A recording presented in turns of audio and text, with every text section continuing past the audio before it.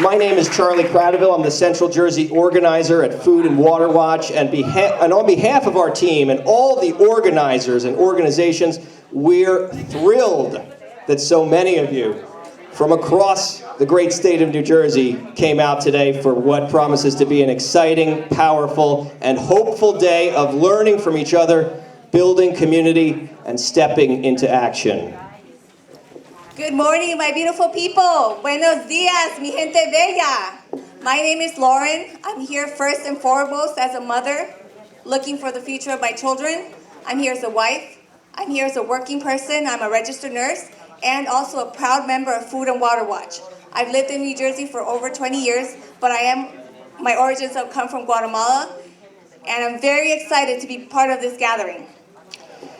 Now give it up for Lauren, everybody. Now, this is a first of its kind event. The theme is a just transition off of fossil fuels, and we are all here because we are in a climate emergency.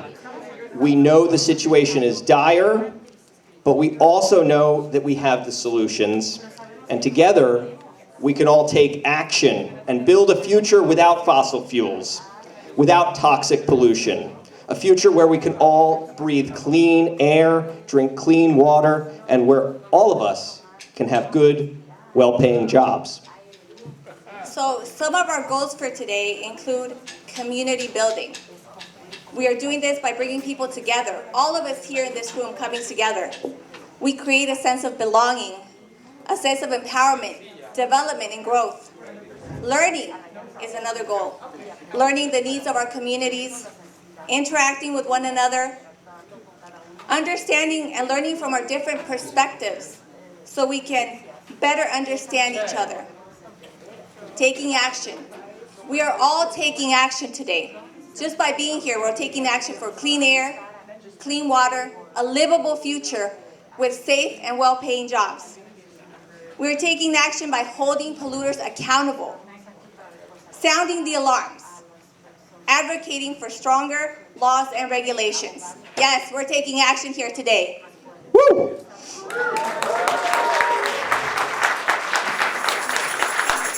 Now, we've got a lot of folks to thank, so I will try to be brief, but we have to start off by sharing our deep gratitude to the Rutgers Labor Education Action Research Network, who are generously hosting us today. Give it up for them. And they're sharing this incredible, historic space with all of us. You might not know this, but Reverend Dr. Martin Luther King Jr. spoke here in this very room on June 29th, 1963, connecting the labor movement and the civil rights movement.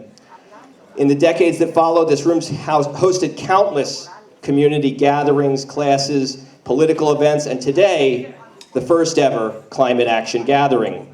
So thank you to all the staff and faculty here at the Rutgers School of Management and Labor Relations for your commitment to sharing knowledge, skills, and ideas to strengthen our communities, empower and protect New Jersey's workers, and combat the inequalities of power and wealth in our society.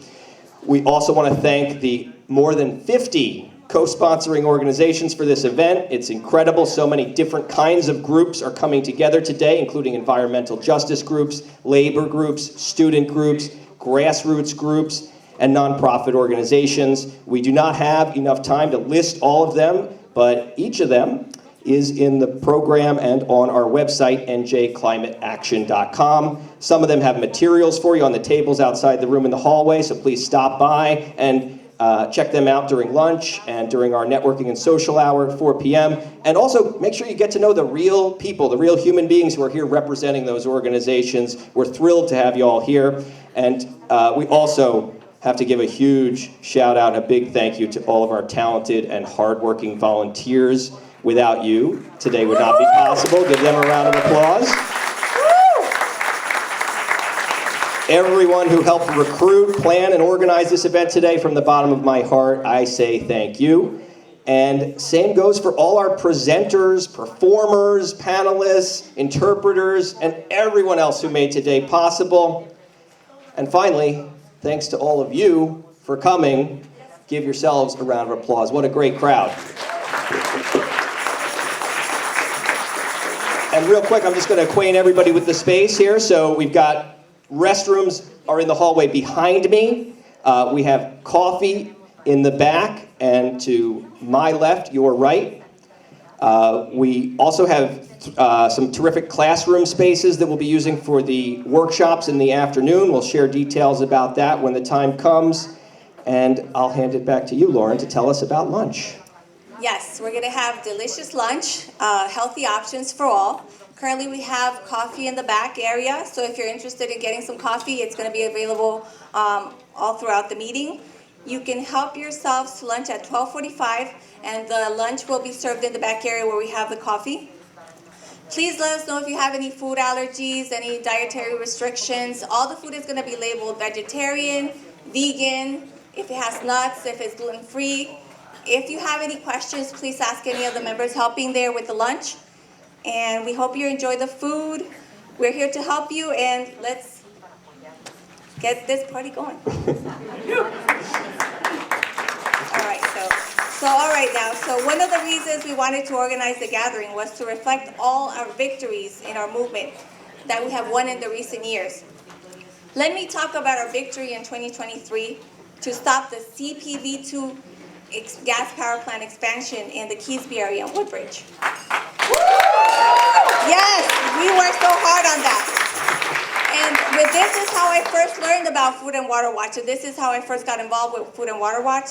So as a resident of Rahway, New Jersey, I only live about 6 miles away from the Keysby power plant. I had no idea about that plant at the time. When I heard about this, I was upset. I was like, we're not gonna let this happen. I was terrified to learn about how much pollution was gonna be dumped into our air. We already have a bad air grade rating. Do we need more air pollution? Absolutely not. Absolutely not. We don't need more pollution in our air. With the help of over 50 organizations, local residents, volunteers, we created a unique, unstoppable grassroots movement. Unstoppable, yes, because we haven't stopped. We marched in Woodbridge. We rallied in Trenton. We created, and 16 elected local and county governments formally opposed the plant. We got 16 elected officials to formally oppose the plant. That's incredible. We said no to the CPV power plant's continued abuse of the overburdened communities. We said no to the CPV power plant's continued pollution. This inspiring grassroots movement to stop the power plant won a major victory for clean air, environmental justice, and our climate. We let them know that the era for gas plant development in New Jersey is over. That's it. You're not going to create any more of these gas plants. It's over.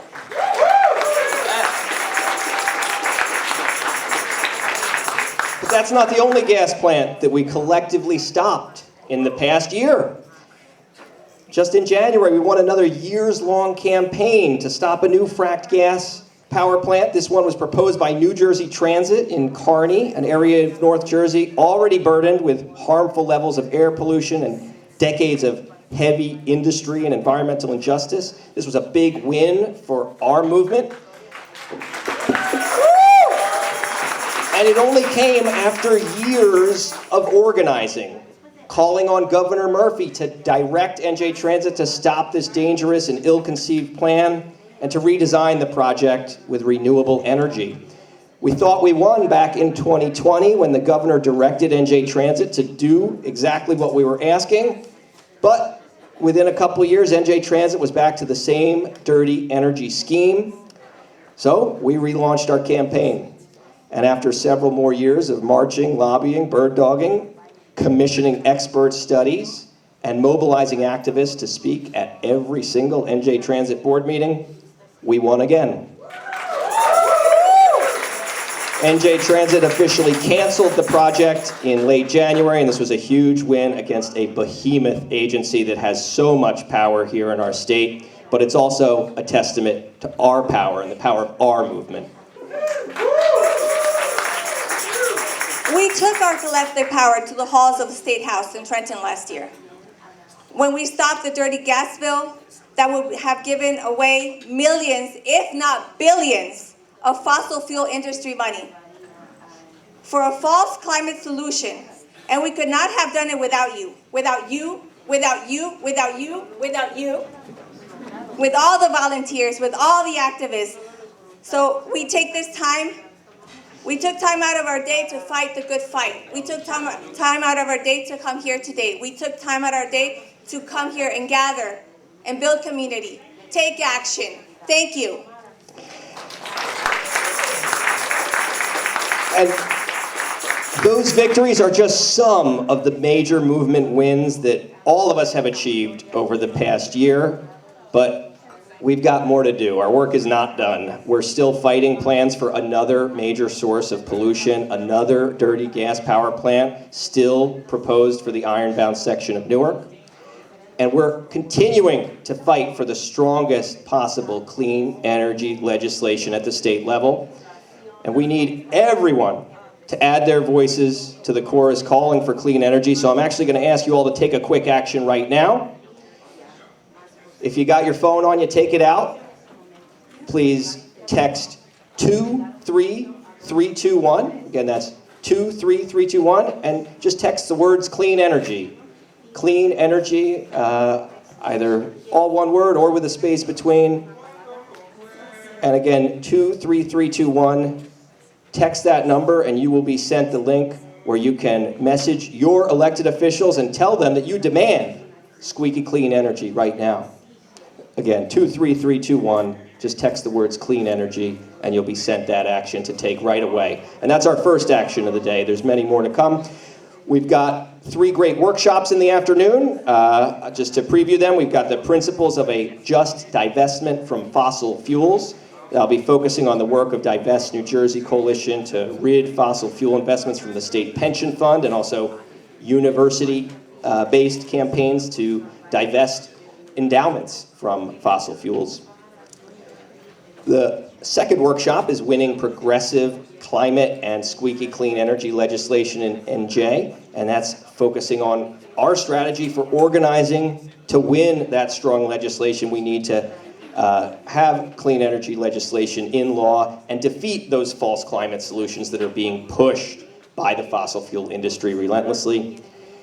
And finally, we will also have a panel, or a workshop rather, on frontline unity to stop fossil fuels and transform the extraction economy here in New Jersey. That will feature grassroots campaigns against the PVSC gas plant proposed for Newark, the New Jersey Turnpike expansion, the Gibbstown liquefied natural gas terminal, the Mach 2 hydrogen hub, and the fight for clean, affordable, democratically controlled, and publicly owned water here in New Jersey.